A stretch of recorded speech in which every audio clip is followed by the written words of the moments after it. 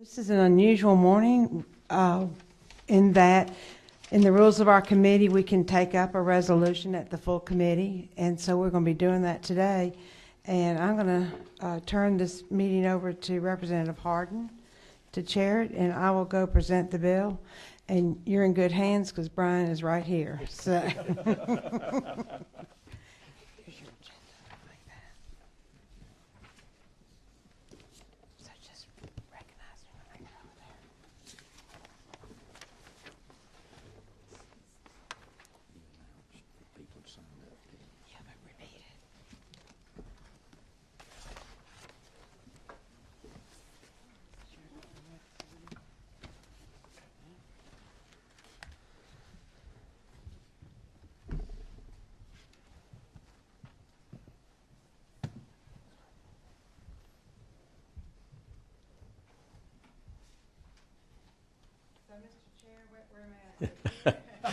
Wherever you'd like to sit, Madam Chair.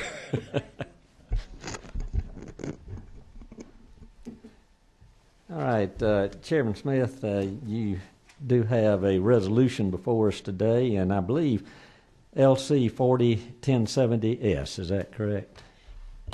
Yes, sir, that's correct. And I believe there are enough copies for the full committee right now. It is not the resolution in your folder. It is the one that has just been passed out. So if y'all will just check on the second page, it should say that the report should go to the Board of Natural Resources no later than June 30th, 2017. That's the document I'm working from.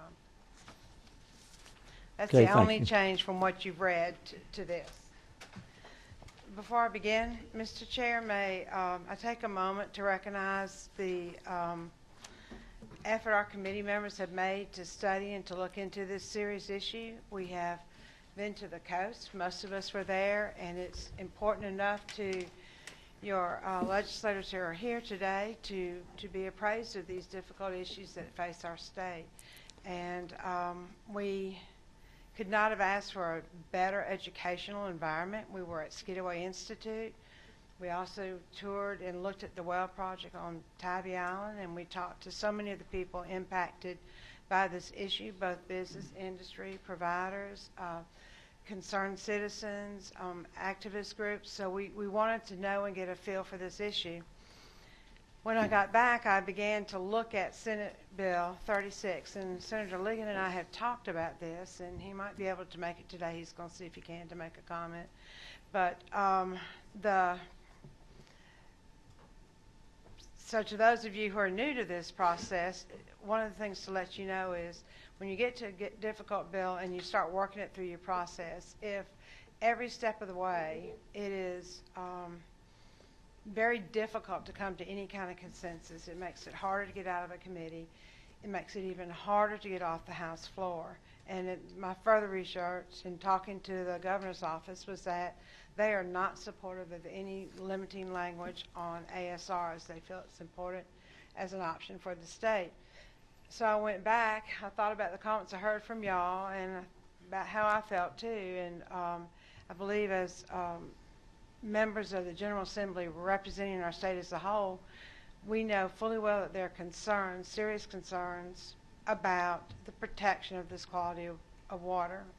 And to carry that further, I think we would all sit here and say we have serious concerns about all our waters anywhere in the state of Georgia.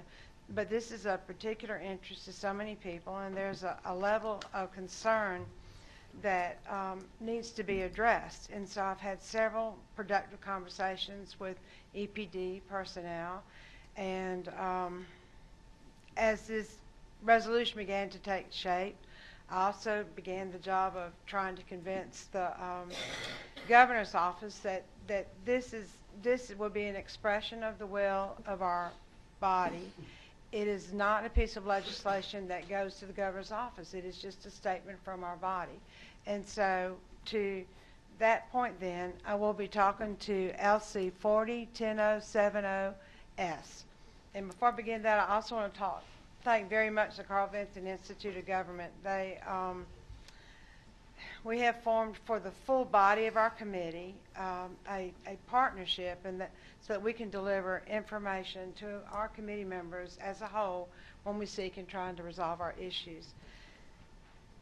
Essentially, the first few parts of the resolution down to line 18 talks about the importance of protecting underground drinking water, make sure that that area has sufficient water, make sure that that area has safe water, to prevent any, I call it pirating, profiteering, and pollution, make sure none of that happens in that area, and to state so that the citizens of the rest of our state understand that there is a significant state interest in the maintenance of clean and reliable water for all areas of the state. And so right now, though, we're addressing what is a very serious concern for the residents of the whole coastal area and even inland in a way. So I felt like that we could have a productive and statewide conversation about this issue if we more or less worked and encouraged and worked with the Environmental Protection Division to review, put out for review what are the existing rules and regs, and then to start this process of public comment with the citizens of our state. The rules and regs process is very open, and it will give our citizens an area and a chance to express their concerns, and hopefully we will come to some agreement on some areas that we think might need to be tightened or changed, or we're just more aware of this issue. And in light of that, in light of the election coming up as well, I was afraid that this issue might get lost in the activity the next few months concerning just with national politics. So I have added, and this is the addition to this 1070S, lines 26 through 28, which just says that the findings of the Environmental Protection Division will be reported to the Board of Natural Resources no later than June 20th, 2017. That completes my presentation.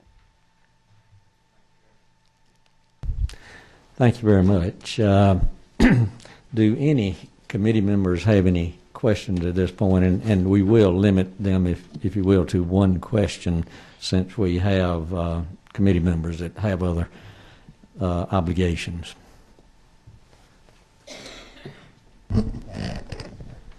16, is that Me. Representative Buckner? Madam Chair, I received an email last night with someone asking the question on line 8, what do we mean by state interest? And I think I know, but I promised I would ask. So. The state has an interest in all the waters of the state of Georgia. The language that was in Senator Ligon's bill was specific to property owners over the aquifer. That created a whole other area of very confusing and difficult debate. The state of Georgia is a regulated riparian state, and so that means that we have right to reasonable use of the water, but it is not our water. It's not the water of that property owner up above the state. And in that area, 100,000 gallons a day is what is defined by EPD as regulated riparian. And if someone hits me with a spitball, I know that EPD might be disagreeing with my statement, but I don't know. So that needed to be there instead of the language that the people whose property is over the aquifer have rights to that property. That brings us, we are a regulated riparian state, and that's called Eastern Water Law. And to change that, the language in the Senate Bill 36 would have, we would be here camping out every night for the next 10 years, because that is something we wouldn't resolve with that. Thank you. Thank you. 22. Chuck. Thank you, Mr. Chairman. Chair Lady Smith, thank you very much for bringing this, and I want to thank you as a member of this committee for all the effort you and your staff have put together to try to train and educate us through the Environmental Academy and working with Carl Vinson Institute and private foundation support for that. Being a slow learner, in spite of that, I have struggled with the ASR issue personally, trying to wrap my arms around it. is it a panacea and a good tool? Is it the boogeyman, or does it fall somewhere in between? So I'm really excited to support this, and again, want to thank you. I do have I guess a technical question on the addition there on line 26 that was added in the committee sub. Is the fact that we're urging rather than quote requiring EPD, is that because this is in the form of a resolution and not a bill? Is that what dictates that we urge rather than require, or is that the author's preference that it be urging only? The author feels that this is the very important first step, and that the language we use is important to try and build a consensus in our state to work together to solve the problem rather than dividing up into teams. And so it was my choice on those words. A legislator can put any language they want in a bill. My goal is to try and help move this debate forward and move it in a way that the citizens of our state and the members of our legislature are comfortable commenting, and that we work in tandem with existing law that the EPD is going to know about. So thank you for that question. Thank you very much. Mr. Chairman, I have a answer also to the waters of the state. So years ago, we worked very hard on something called the statewide water plan, and in the planning book that was put before the General Assembly, there is an OCGA 12-5-522 parentheses A section that I think might help the person who asked you that question understand it. And this is what the code says. Georgia manages water resources in a sustainable manner to support the state's economy, to protect public health and natural systems, and to enhance the quality of life of all citizens. So to have carved out another area just for that one particular area would have gone contrary to that code section too. It's just further information. Chairman McCall. Thank you, Mr. Chairman. To my friend who we have been through water wars and everything else dealing with this particular subject over the last ever how long we've been here. There's two places in here that it talks about DNR reviewing its current regulations. If at some point while they doing that, and if at some time between now or in June the 30th, some new science all of a sudden comes to light, can that not be included in the recommendations to the board?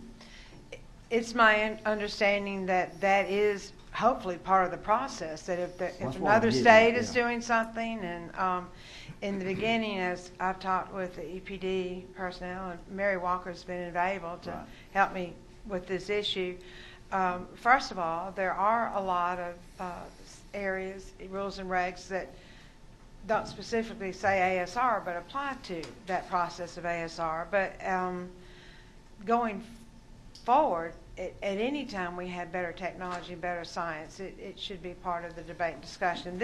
The rules and regs as they are going to be put out there, and then we will go from there saying, well, what does this mean, what does that mean? And I've actually asked EPD here to make a statement if the chair and the committee wishes to hear how that process will work. This is a first step, and it's a different first step a lot of times than what we take, because when we were down at the coast, we learned we have the saltwater plume and the measures taken in the industrial business area.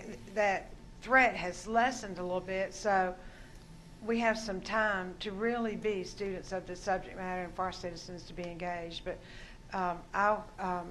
if the chair wishes, EPD would be the group to comment on that too.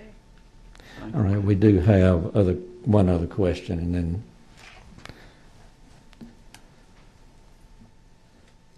Representative Tanner. Thank you, Madam Chair. Coming from the North Georgia mountain area, most of our citizens use well water boarded drill wells, and I'd received a couple of calls, and I told them that was not what we were going after here, but I just want to clarify just for the record. Their concern is that eventually EPD will require private citizens who are going to drill wells on their property for their primary water source to permit that well and to meter that well, which is not required now. that's not the intention of where we're heading with this, is it? No, not at all, not at Good. all. All right, thank you. But at some point, I can assure you, we'll be looking into that too. Hope it's when 2020, maybe, Right. just go into that serious issue. Thank you. All our issues are before. I want to say one more thing to our committee to understand, and Chairman McCall made me think of that. Most of you did not go through the 10-year-long process of studying everything about our state, its water quality, and its water supply. But when we finished that as a body in 2008, we adopted a resolution that included regional water plans for our state as a whole. And so, to me, an answer back to the Water Council in your area would be that this is a ground-up type process for us, and your Water Council in that area hopefully will review, comment on, make suggestions, work in tandem with EPD, and in a way determine your quality of life with your water, your quality and your quantity of water, your economic development, your population forecast. All those things go together for our healthy state. And so when something like this comes up, we know what we're doing. We're dealing with the aquifers, the underground. But it doesn't lessen the problem that you have in your area, nor does it lessen the problem any of us have in our areas. But what we need to remember as legislators, and maybe that's something we can look into a little bit further, is that we have our business and community leaders, our environmental groups, our interested citizens. They are all part of these teams throughout the state that are directly studying and looking at these issues. And so if that one has perked up to the top of enough to want further information, then that regional board can bring that up and work on that. You do it through memorandums of understanding with EPD, and they're always looking at and reviewing, and all of those members have been appointed now for the second time around.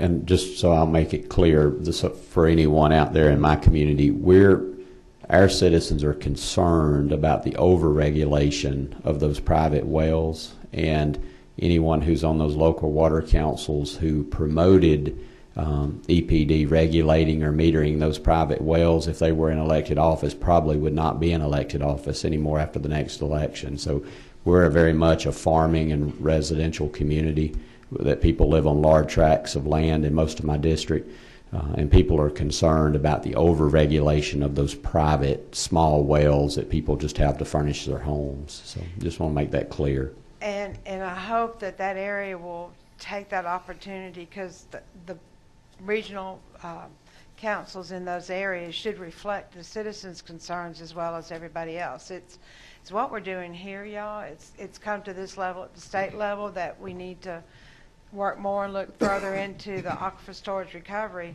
I can tell you my neck of the woods, we're always looking at the Chattahoochee River and is it polluted today? I mean, we all have our own issues. It behooves us as legislators to be familiar with who the members are. They're not just city people or elected people, they're citizens, and so that's your voice. And you also have to look at economics and population. Your local governments handle zoning, and that is an important part of planning for the future for their citizens. Thank you. As the chairman has said, Mayor Walker with DNR with EPD is here with us, and could you, in about a 3-minute presentation, catch us up on that? Good morning, Madam Chair and members of the committee. Thanks for having us here. As the chairwoman has said, we have been discussing ASR for years now. And as you know, EPD does oppose the concept of a moratorium. We think it would be unnecessary and unwise just to take that option off the table. And we believe that we can regulate it in a manner that would be protective of public health and the environment. We do have a number of regulations that are already in place, and I actually have for y'all, and I'll leave it with you today, a summary of what those are that we already have on the books that would apply to any ASR project. That said, given all this conversation, we do understand that there is a lack of familiarity with these regs and that there's a concern about how they would apply to an individual ASR project, because everyone is concerned about, I mean, obviously our aquifers are incredibly valuable for the state, and we get that those concerns need to be addressed. So this concept of really going forth with a public and open assessment of the regs we have in place and making sure that we have everything we need, and if we don't have it, then putting something in place to address ASR concerns. We think this is a really good and sound, reasonable path to help us address the questions. Thank you very much.